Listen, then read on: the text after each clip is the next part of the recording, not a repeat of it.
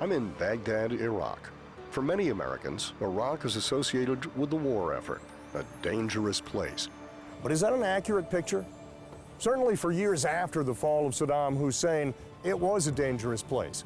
Chaos and corruption were the norm every single day. You had terror activity, you had car bombs. In short, it wasn't a place you really wanted to be. But today, as I walk the streets of Baghdad, it's a different feel, a different vibe. I sat in a cafe that was victim to one of those car bombs just a few years back, and I watched a young woman posting pictures of herself in social media, oblivious to the world around her, let alone concerned about any imminent terror danger.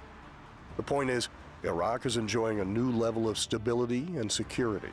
Infrastructure, planning, building, and private investment are all improving life. They're all contributing to hope for the future. I had the opportunity to meet and sit down with Iraq's Prime Minister, al-Sudani, and explore where they've been, where they are, and where Iraq is headed. We talked about the U.S. and Iran, we talked about Syria, we talked about Gaza, and more. I asked him about corruption, about the private sector economy, and about his own priorities. Al-Sudani was fully engaged and candid in his answers.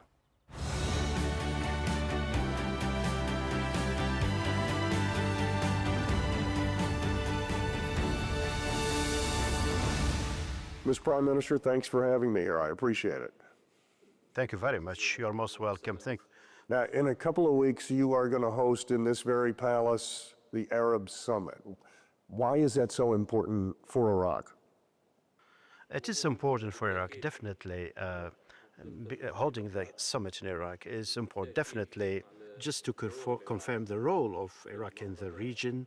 And this pioneering role has to be with regard to the history of Iraq and the impacts of Iraq, and due to the fact that Iraq's stances, balanced stances, and Iraq confirms on all the cases that represents the key priorities of the region. Iraq won't be a hosting country. However, Iraq will be initiating, providing solutions for numerous crises, which are the challenges that the region is facing. You've invited the new president of Syria, and you've taken some criticism from some sides from that. Why is it essential that he be part of this summit? The invitations of the Syrian President, it is within the protocols, which is known, that's the Arab League, we have to follow. For any member country, those who are hosting such a kind of summit today, the President Shia of Syria, he represents the state of Syria, irrespective of the political process that's happening and the way of change that's happened in Syria. Definitely, his presence is important for the purpose of clarifying before the Arab states the visions of the new Syria, which represents for all the Arab regions, and it is a very pivotal issue with regard to security and stability in the regions. Also, most of the Arab countries are interested to have Syria overcoming the plight that extended for many decades. Therefore, it is normal to have discussion on such a topic and to determine what are the steps to be taken to support the political process, also to support rebuilding process in Syria.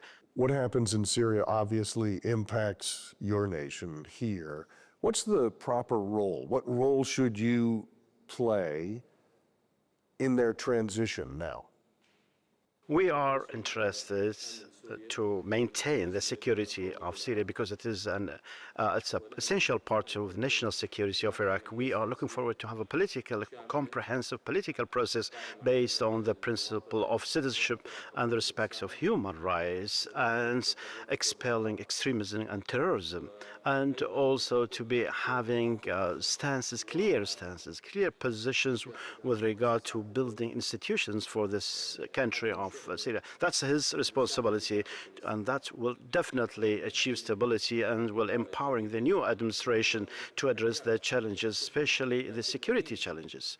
We all know that ISIS are present in Syria actively, particularly after regime change in Syria. Therefore, during our communication and during our initiatives since the beginning of the change, we emphasize these principles, and we shall do our best to support Syria and to respect the choices of Syria as long as they are on the track that help overcoming these challenges, also to achieving security and stability in the region. Let's talk about your neighbors to the east. Iran right now is just carefully beginning some talks with the United States.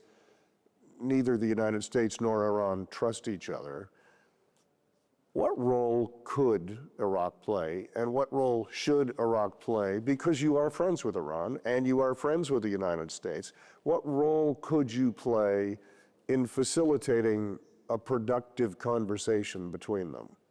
As you've just mentioned, we have distinguished relations between the two parties. Iran is a neighboring country, and the United States of America is a friendly country, and we have strategic relationships with the United States of America. Therefore, we were interested to have the language of dialogue between the two parties that will dominate between the two countries in order to address points of difference between the two countries and the challenges that this relationship may face, which the consequences will be on the security and stability of the region. This dialogue talks are very important, an important step. We encourage and we support such a step. Definitely will be playing any role that may facilitate and assist the continuity of dialogue in order to reach a conclusion and addressing on different topics. Of course, the success of these negotiations won't be only reflected on the states of the region, on Iraq, because Iraq faced challenges due to the unstable relations between Your the relationship with the United States over the last quarter century has been complex, shall we say. Your foreign minister was just in Washington, met with Secretary of State Rubio. How would you describe the current relationship? What's the best way to describe the current relationship between your nation and the United States? The relationship between the United States of America and Iraq is ruled by a framework which was expressed by the strategic framework agreement, which opens the space to have relations on all the dossiers, not only the security dossier, irrespective that we do have a successful experience in the security file between Iraq and the United States of America and the leadership of the international coalition of defeating and addressing ISIS. We fought together and we defeated terrorism together, and one of the coalitions, the successful coalitions all over the world, and Iraq is still an essential part of the confronting terrorism within the international coalition. Irrespective, we started a dialogue on rearranging this relation at the level of international coalition, which includes more than 85 countries, because the circumstance of Iraq is different compared to 2014. Today, Iraq is enjoying stability and security. Iraq has security institutions, competence institutions, military forces, holding the land and achieving this stability and security that we witness for the time being. At the end of the day, we are in a position that enables us to start a bilateral security relations. And this is what we have been working on for 2 rounds of dialogues in Washington, and we are looking forward to have a 3rd round in Baghdad in order to ripen a joint security formula between Iraq and the United States of America, in addition to some other fields that we are interested to activate with this new administration in Washington. After a 4-year absence, President Trump was reelected in November, but there was a space of about 75 days between Election Day and January 20th when he was sworn in as president. He didn't wait until he became president before he put together a team to try to work on peace in Gaza. He sent Steve Witkoff and others to try to work on a ceasefire. And by doing that, made it clear that peace was his #1 priority. But a big part of his peace suggestion is that in order to ensure the safety of those 2 million people, Hamas must go. Is that a reasonable request from the President of the United States? The Palestinian cause will remain the grassroots in the region of the Middle East.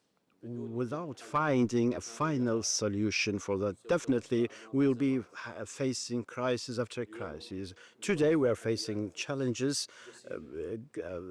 huge challenges on the Palestinian territory, which was reflected negatively in other countries in Lebanon and in the Red Sea. In my assessment, time is ripe to be having a radical solution for this case. Mr. Trump, he's able to lead an international efforts to find a solution to this cause, and that is which we have to respect the rights of the Palestinians. Palestinians are those who determine their self-determinations and needs to listen to their demands to establish their states on the Palestinian territories. And this is in harmony with the Security Council resolutions and all the peace conferences were held in Oslo and Madrid and Sharm el-Sheikh. The international community, after 7th of October events and later on, have to put an end to this case, to this cause, which resulted in a deficient in the international system. We always have witnessed, and we are witnessing what is happening in Syria, killing children, killing women, the camps. Definitely, this is not in harmony with the principles of the international community and with the principles that these international systems were created. On a personal level, how difficult does it become when this conflict, again, takes children, and maybe they've lost their mother or their father or their brother or maybe the whole family? Have we bred an entire new generation that will be angry at the other side? Have we just continued the process? We all witnessed young on 7th of October, and the size of anger they were carrying. This generation in 2023, 2024, and which is different from the generation of 1947, 1967. Therefore, I can say here, this cause will be deeply rooted generation after generation without finding a fair and just solution for this, and in order to give the rights for the Palestinians. Let's talk about Iraq. Perception sometimes becomes reality. Whether people are accurate or not, what they perceive is important. I think many in the West, many in the public in the West, still perceive Iraq as war-torn or dangerous. And yet, when I walk around Baghdad, that's not what I find. I find a busy city, a bustling city, an energetic city. What's the best way to describe the current state of Iraq? The best situation that the state of Iraq experienced since decades. There is real security now. This security, it is not made by the security forces. That's the big difference. It is made by the people, by the nation of Iraq, by its cooperation with the security forces.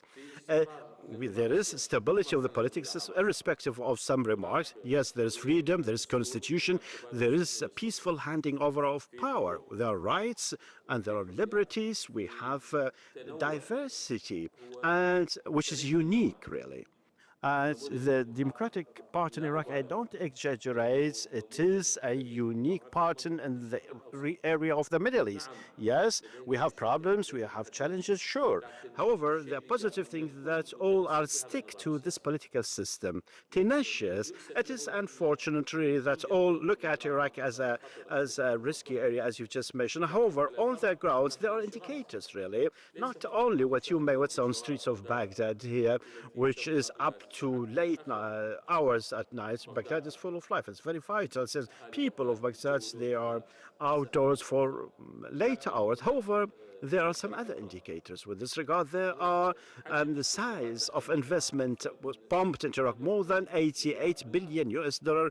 Yes, the last of which was contracting with British Petroleum in the gas and oil sector in the governorate of Kirkuk. We have a huge number of tourists, foreign tourists, who are coming from all over the world to the archaeologist place and to see the antiquities in Mosul, which was the stronghold of ISIS.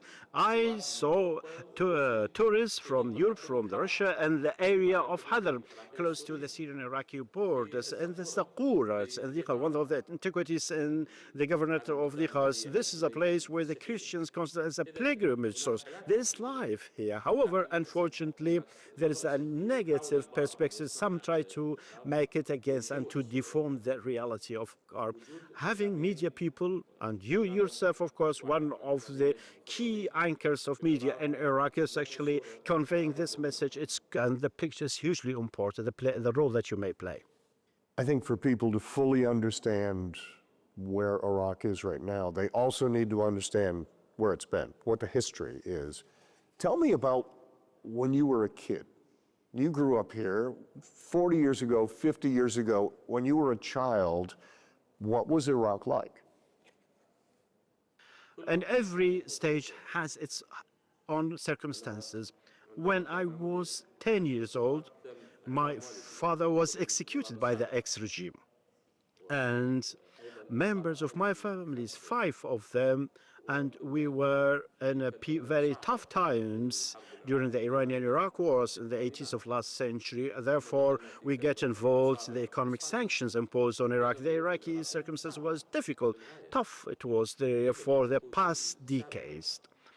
Military system, coup d'etats, dictatorships, yes, and then it was the dictatorship of the ex-regime. And then after 2003, we had the regime change, and actually we got good tidings to enter into a new tunnel, the tunnel of terrorism, Qaeda, terrorist groups, and other criminal armed groups, and then actually we had ISIS. These 4 decades was very painful and left very negative consequences on all the Iraqi people. Therefore, our efforts for time being as a state and as a government specifically to compensate our sons of this country, that period, and to make available and reassure them, make a generous and make a peaceful life for them. And actually they deserve that because they sacrifice a lot. It's been 20 years now since the post-Saddam Constitution was approved. When it was approved, when it came about, hope came with it.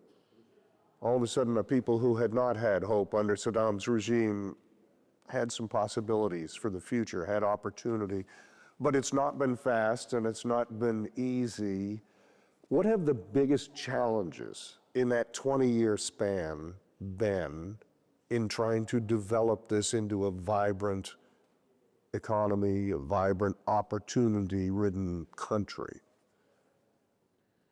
I would like here to shed light on the challenges that my government is facing here, because, 2 decades were many different turning points we had then at the time, and every government has a specific type of challenges. The key challenge that I face for time being is how to restore the trust of the citizens and the state's institutions after these past years of wars, crises, corruption, and the shortage of services provision, unemployment, poverty. All these are indicators, really. And I was an ex-minister, and I know all these things. I know all these indicators. Therefore, the priorities of my government is to focus on how to tackle these priorities, the priorities of the citizen, Iraqi nationals, yes, and finding job opportunities, reducing poverty, enhancing service provision, fighting corruption, and reforming the economy. Therefore, before these dossiers, definitely,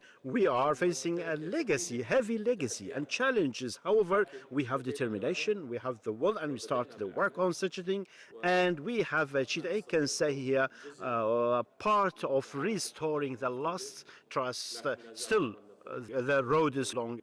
You mentioned corruption a couple of times there, and that's difficult anywhere on earth. But you ran on an agenda of rooting out corruption, of getting rid of that. How successful so far have you been in that effort? I can say, I can claim, in every ministry, when I was a minister, and I was a deputy then, I have set this file before me, and I worked on that by taking different measures. After being assigned as the head of the government, was fighting corruption my priority, and we started a set of measures, not media, not propaganda, but legal, professional measures already taken, starting regaining and recovering the perpetrators who traveled outside Iraq, because most of them have a double nationality, have nationality of other countries, started talking about with all the other countries, the friendly, brotherly countries, to restoring the smuggled money. And we progress with this regards. More than $500 million of US dollar was recovered, and our efforts are still ongoing with the other institutions. Also, we have worked to have setting measures with regard to make our measures transparent by facilitating, easing the measures, automation, and e-government. Also, this one of priority in order to stop the corruptions. Also, we set a program to prevent corruption, and by raising awareness on these things, starting. Yes, even to put it in the curriculum, the early stage, in order to have such a culture at the community in general with regard to not violating the public money. That's one I can say here. We have stopped this phenomenon, which was threatening all the programs and all the plans, and we've started continuous tackling of our daily works. You also mentioned stability and security and the changes that have taken place there. It's difficult to develop an economy, it's difficult to get investment, it's difficult to do a lot of things if you don't have stability and security. What were the key elements in building that? Those two aspects may be more important than anything else. Stability definitely is based on having a state, viable, competent state, has security institutions, competent institutions, work according to the law professionally, and also, yes, preventing any form of weapon outside the state institution, and building good relationship with trust with the sons of the nations of different communities, because they are partners with regard to achieving security and stability and social peace and security. However, we have to make available a good life for the citizen. We have to achieve social justice for the citizens in order to defend their country, defend their political system, their institutions, and having them active individuals contributing in achieving this peace and stability. This is actually what we are working on. Therefore, I mentioned that part of the security stability was that's the cooperation of the citizens with the security forces. Before Daesh controlling third of the Iraqi territories, the relation between the citizens and the states was very shaky. Therefore, some of the regions was incubators for the terrorist elements, really. That's the reality. Such a thing now is totally different, and all are cooperating, all are supporting security and supporting the efforts being done by the state. With stability and security improving dramatically, then you've been able to focus on other things like building out infrastructure, looking long-term toward the future. As I go around Baghdad, what am I seeing? I'm seeing things everywhere in the way of infrastructure, but tell me what those projects are and what the long-term plan is.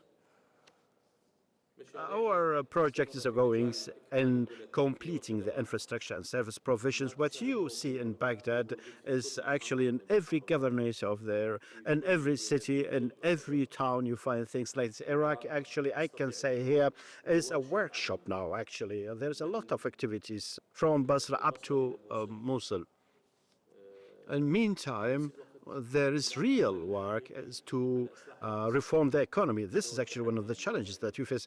Iraq cannot stay, a rentier state, relying only on oil. We have to have a private sector, active private sector, invest the giant natural resources and industry and agriculture and tourism, and also in the distinguished geographical location that enable us to launch road development that links Asia with Europe through ground foul ports from the Gulf through Iraqi territories to Turkey and then to Europe. All these are strength elements that's enabling Iraq to be a country where there is real development, have economic partnership with the countries of the region. That will be an helping factor with regard to achieving stability of this country. You mentioned when you were a child, 5 members of your family were executed. And that's going to shape who you are. That's going to change the course of your life. Professionally, though, you have served in government at virtually every level. On the local level, you were a mayor. On the ministerial level, you were in several minister positions. How well did that prepare you for prime minister and all the challenges that go with that? I faced in my life, definitely it was in my mind, in every station, in every part of my works, to serve sons of my country everywhere. When I was in charge of provincial and the governorate of Misan, when I was a minister, when I was a deputy in Baghdad, and today I'm the prime minister of this government. I'm honored to lead this government and put before me that injustice definitely will not sustain and justice will triumph, and it is the foundation of stability and security, luxury and prosperity for the people. And I have set before my eyes the priorities of serving my nation, irrespective of any title or any other regional details or any regional affiliations. I act equally and justly, and actually we shall never retaliate. It is not that retaliation doesn't build a country and doesn't achieve reconciliation. All we wish forward to peaceful coexistence and harmony and brotherhood between the sons of the Iraqi nation. And this is what I've been working on, and thanks God for that. We talked a little bit about the relationship between Iraq and America. That relationship has been defined in many ways for the last 25 years by security. It's always tied to security. As that becomes less of an issue, as you don't need to depend on the United States for security, can that transition over into an economic relationship? This is what we want to make, really. The relationship between Iraq and the United States of America not only to be limited on the security file, there are some other fields and aspects actually we can activate between the two countries. Today, all know that the American companies are very well-known companies. They have expertise and they have the skills and they provide solutions in the fields of energy, in the fields of technology, AI, in the field of infrastructure.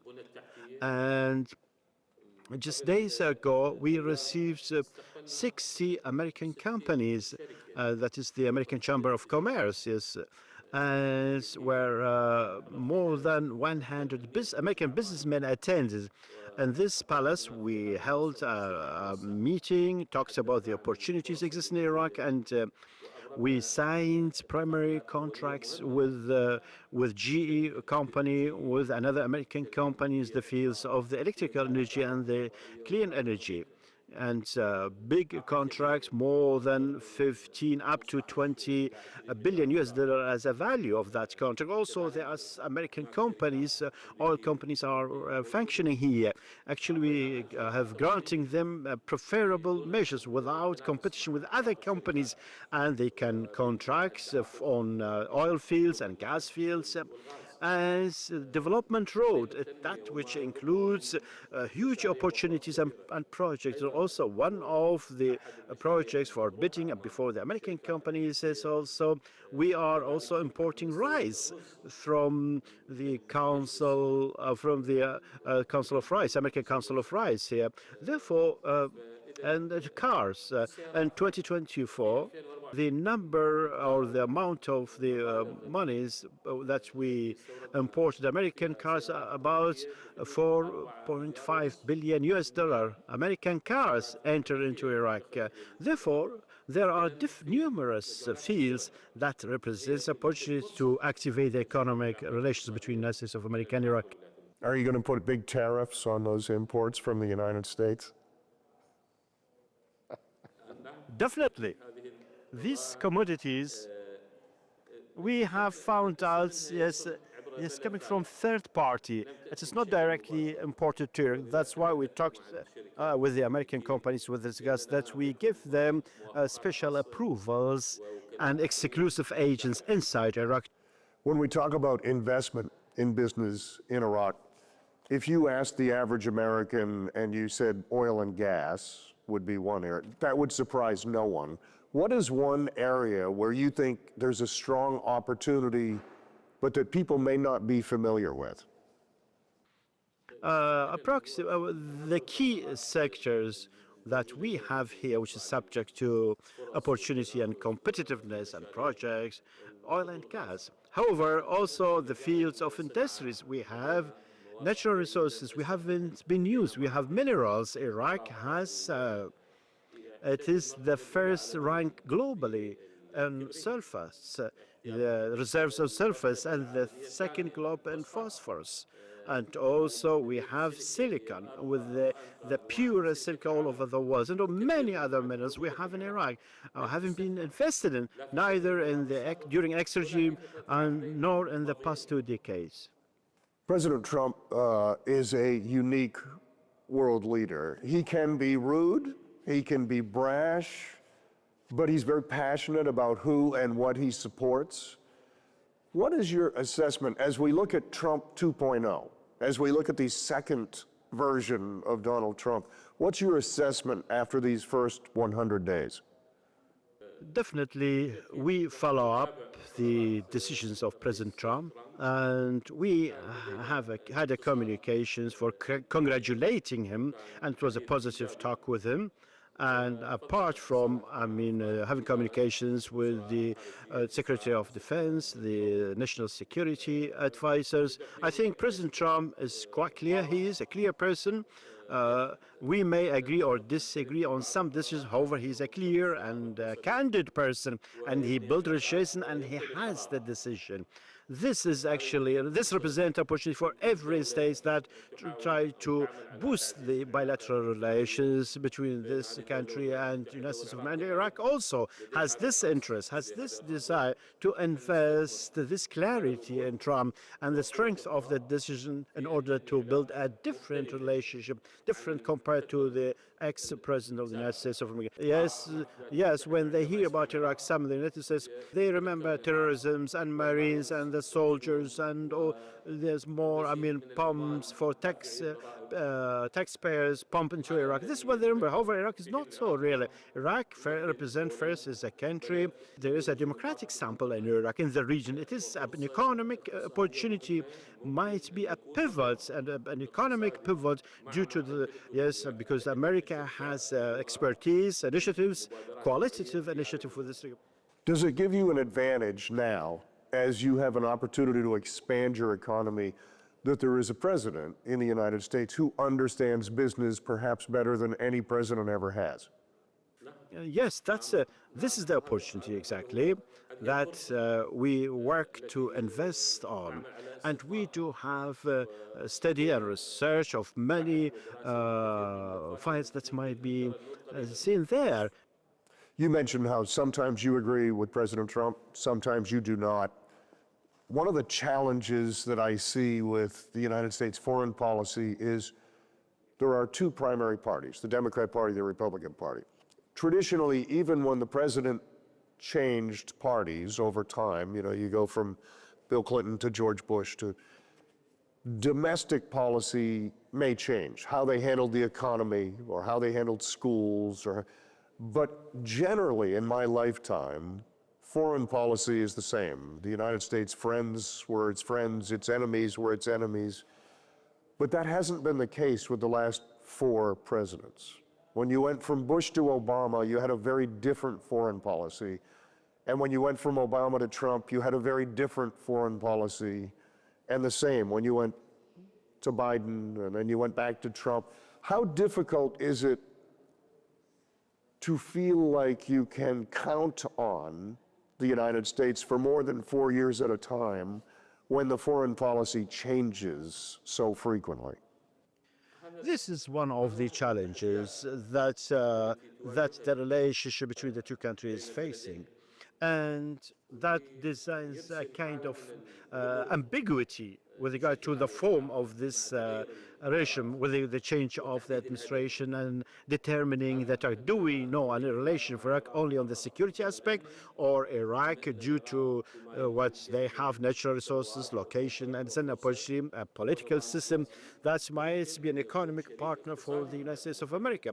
This actually, that our friends in Washington have to answer at this point here. We suffer also from the wrong readings of the Iraqi scene, really. Yeah, Iraq, yes, Iraq. The destiny of Iraq to be in a very sensitive location. We have relationships with neighboring countries, in addition to the Iraq's depth, Arab depth, yes, and maintaining being among in this location as an active Arab countries. We have our positions, our stances. We have our independence in taking our national decisions. This is the essential point that decision makers in Washington D.C. to understand. Iraq is a country. Yes, due to the heritage and civilization of this country, cannot be a fellow of any country and cannot accept or be in line with any case that may violate a sovereign decision. I mentioned near the beginning of the interview how perception sometimes is accurate and sometimes isn't, but perception around the globe is important. How do you think the world perceives Iraq right now, and how would you like to see them perceive Iraq? They have to read the Iraqi scene and the Iraqi landscape accurately. Iraq has this diversity, different nationalities, religions, sects. Now we have a political system for the time being. All these components are there. They have their own rights. They participate in the power and the governments. They act freely. There is a peaceful handing over of power. There are competence for the region. We have decentralization authorities. At the end of the day, we have a democratic, unique system in the region of the Middle East. It is hugely important here for all the democratic countries to support such a partner, such a sample in Iraq. And we do know all when the security situation was confused, the whole region suffered from such a thing. However, all the world suffered of the unstable Iraq. Iraq really is a country due to its existence in the global energy market. It is the second country produced in OPEC, is able to be a contributing factor in achieving pricing of energy. Iraq, due to its strategic location, we talk about development roads very rapidly.